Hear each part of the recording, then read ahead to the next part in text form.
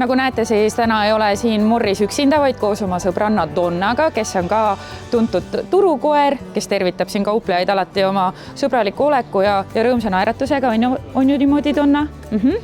Tere! Ja Donna perenaine Evelin oskab siis rääkida sellest, kuidas siia päevapileti osta saab, et kauplema tulla. On nii? On, et päevapiletid saab osta meil kassast. Hommiku oleme lahti kella 8 kella 3 õhtul.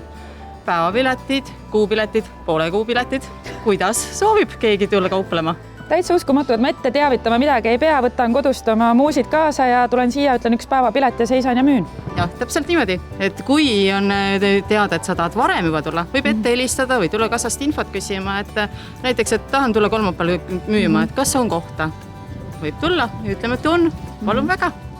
No Pärnu turg on väga loomasõbralik koht, selles ei ole enam absoluutselt kahtlustki. Kuidas Morris ja Donna siin ennast tunnevad nende kauplejatega suheldes? No Donna käib kindlasti oma perenaist kontrollimas, et perenaine ikka igale ühele naerataks ja kui perenaine seda naeratust suule ei tule, siis Donna selle naeratuse selle perenaise suule kisub ja Donna on kindlasti see, kes kontrollib, kuidas meil turul kõik kauplejad siia kenasti saavad kohale. Ja nagu näha, siis ka Morrisele meeldib Donna.